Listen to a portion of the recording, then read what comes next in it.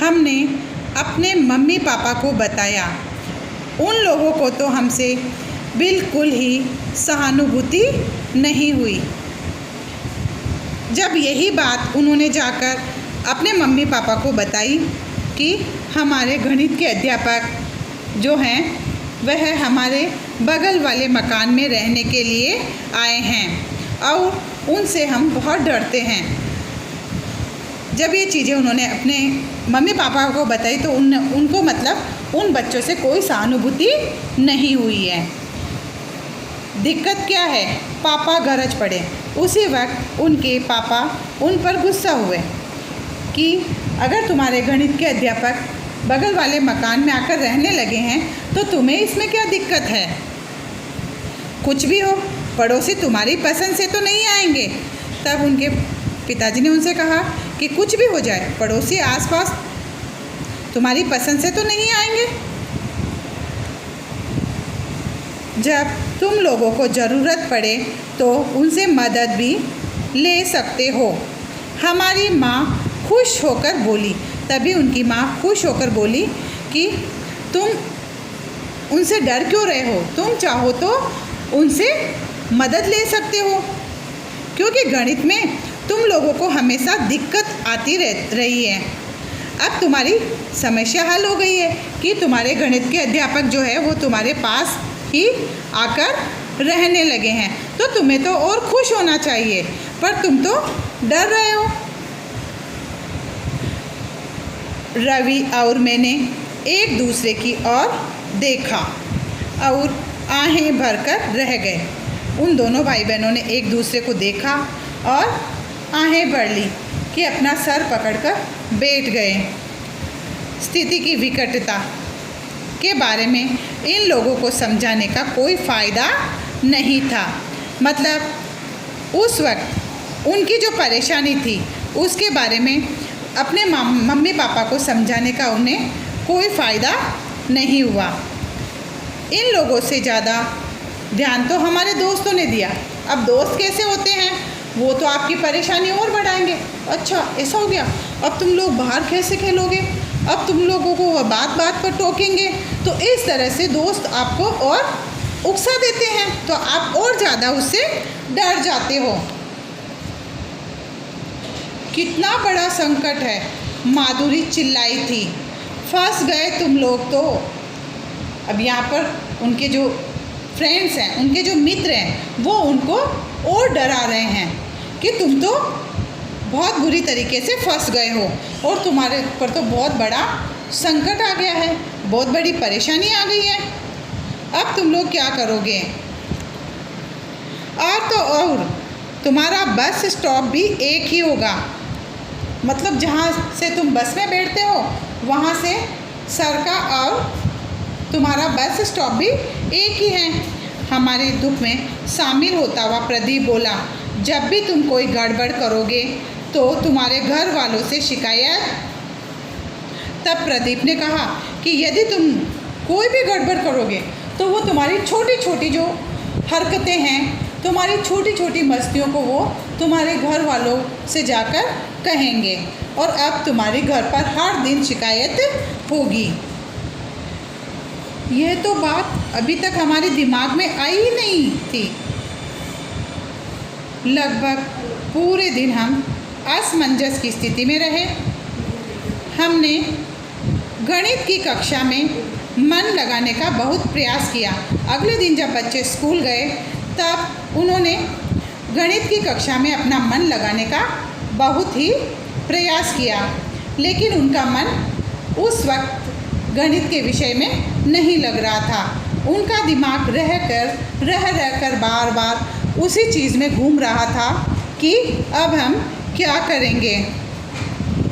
मतलब वो पूरे दिन भर असमंजस की स्थिति में रहे कि हम क्या करें। लेकिन शंकर साहब का चेहरा सामने आते ही बीज गणित की सारी चर अचर राशियाँ दिमाग से निकल भागती। जैसे ही वह लोग पढ़ने लगते और बीज गणित जैसे ही वो पढ़ने लगते, उनके सामने उनके गणित के अध्यापक शंकर साहब का चेहरा उनके सामने आ जाता और बीजगणित की जो सारी चर अचर राशियाँ जो होती है वो उनके दिमाग से निकलकर भाग जाती है। जब हम उनके साथ ही बस से उतरे थे तभी से यही हाल था। उन्होंने हमें हल्के से आश्चर्य के साथ देखा। अब उस दिन, जिस दिन गणित के अध्यापक उनके आस पास वाले मकान में आकर रहने लगे, तब से ही वो बच्चे बहुत परेशान हो गए थे। और दूसरे दिन जब वह स्कूल गए तब उनका दिमाग जो है वो पढ़ाई में नहीं लग रहा था। रह रह कर उन्हें बार बार शंकर साहब का चेहरा उनके सामने घूम रहा था कि हम अब क्या करेंगे, किस तरह से खेलेंगे, किस तरह से बाहर मस्ती करेंगे। और सर तो हमारी स्कूल की छोटी छोटी हरकतों को भी हमारे घर वालों से जाकर बोलेंगे। तो इस तरह से बच्चे बहुत परेशान हो गए।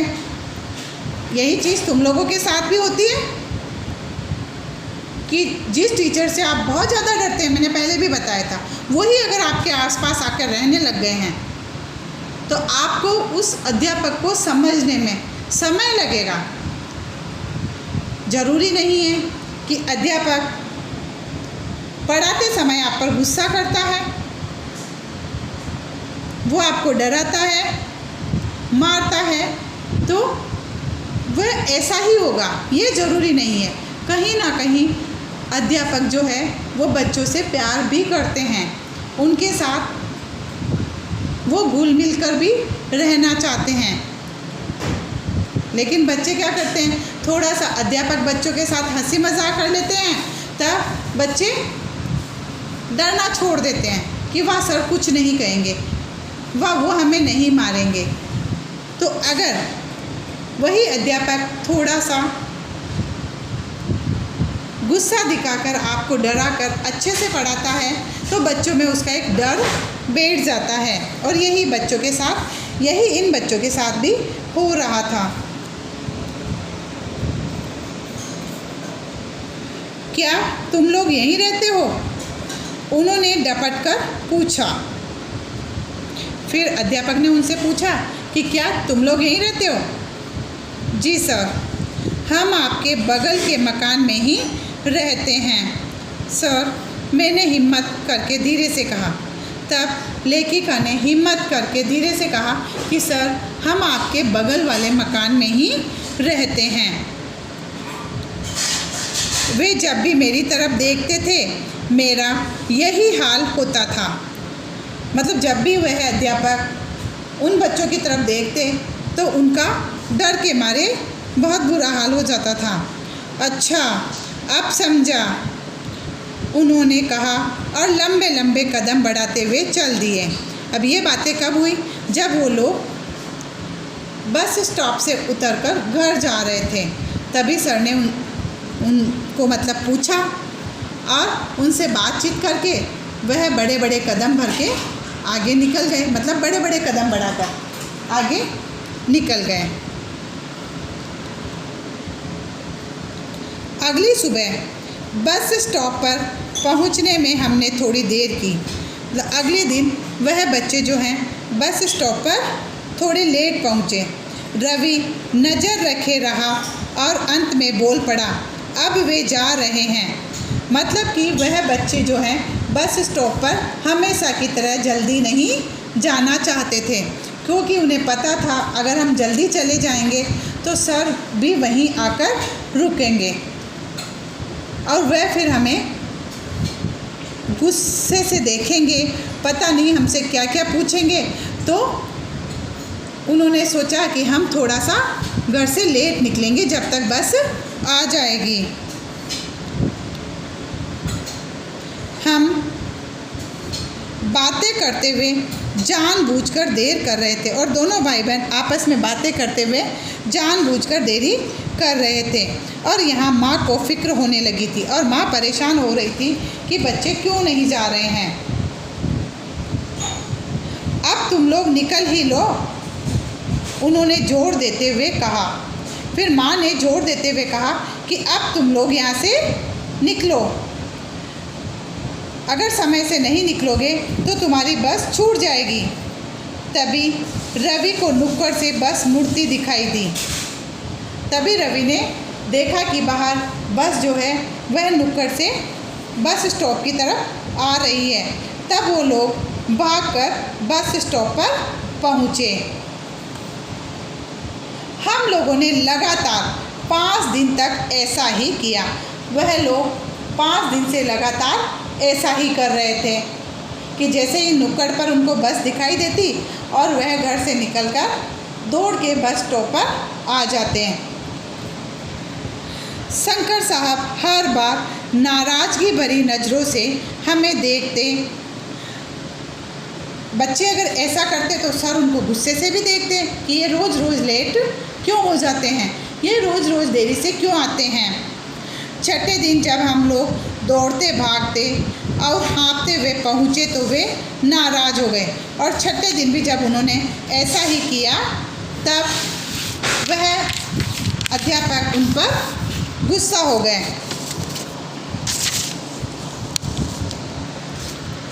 फिर उन्होंने क्या बोला, तुम लोग समय पर बस स्टॉप क्यों नहीं पहुंचते हो।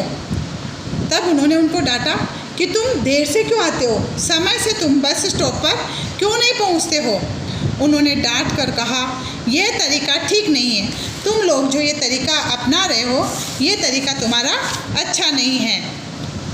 हम लोगों ने चुपचाप सिर झुका लिया। जानते थे कि हमें हार माननी ही पड़ेगी और वो जानते भी थे कि हमें हर हाल में अपनी ही हार माननी पड़ेगी।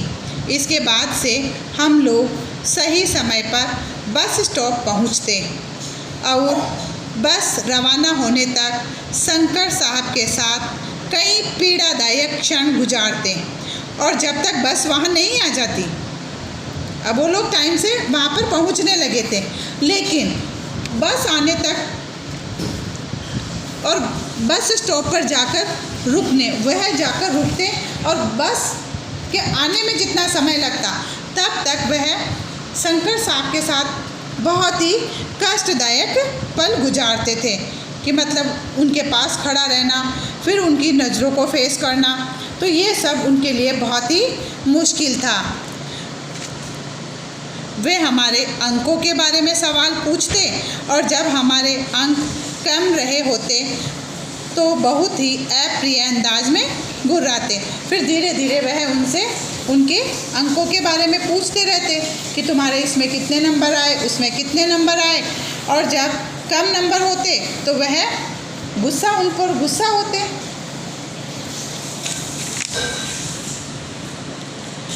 तुम लोग आजकल बिल्कुल नहीं पढ़ते हो, उन्होंने क्रोध में एक दिन कहा। और एक दिन उन्होंने गुस्से में आकर उनसे कहा कि तुम लोग बिल्कुल नहीं पढ़ते हो, या तो तुम टीवी देखते रहते हो या फिर समय बर्बाद करते हो। मतलब या तो तुम अपना समय टीवी देखकर बर्बाद करते हो या फिर ऐसे ही बैठे रहते हो। इस बारे में कुछ करना पड़ेगा, क्योंकि वह उनके पास में ही रहते थे तो उन्हें उन बच्चों की चिंता हुई, इसीलिए उन्होंने ऐसा बोला। बाकी वो पढ़े ना पढ़े इससे उन्हें क्या, लेकिन वह उनकी चिंता कर रहे थे, उनके बारे में उन्हें चिंता हुई, इसीलिए उन्होंने ऐसा बोला। करना तो मुझे ही पड़ेगा, आज मैं बाहर नहीं निकलूँगी। अब उस दिन लेखिका ने निश्चय कर लिया कि इसके बारे में सर क्या करेंगे, करना तो मुझे ही पड़ेगा, आज मैं बिल्कुल भी बाहर नहीं निकलूँगी। मैंने शाम को रवि से ही कह दिया था। क्यों, हमने होमवर्क तो कर लिया। जब उसने रवि से कहा कि मैं आज बिल्कुल भी बाहर नहीं निकलूँगी तो रवि ने कहा कि हमने होमवर्क तो कर लिया, फिर तुम बाहर क्यों नहीं निकलोगी। नहीं, तुम्हें मालूम तो है कि हम पर किसकी निगाह है। फिर लेखिका ने रवि से क्या कहा, तुम्हें मालूम नहीं है क्या कि हमारे ऊपर किसकी निगाह रहती है। हम कब बाहर निकलते हैं, कब टीवी देखते हैं, कब खेलते हैं, हमारी सारी हरकतों पर तो वो अपनी नज़र रखते हैं। और फिर समय बर्बाद करते हुए पकड़े जाने की मेरी कोई इच्छा नहीं है। फिर इस तरह से बाहर जाकर खेल कर समय बर्बाद करके पकड़े जाने की मेरी कोई इच्छा नहीं। अगर उन्होंने किसी से शिकायत कर दी तो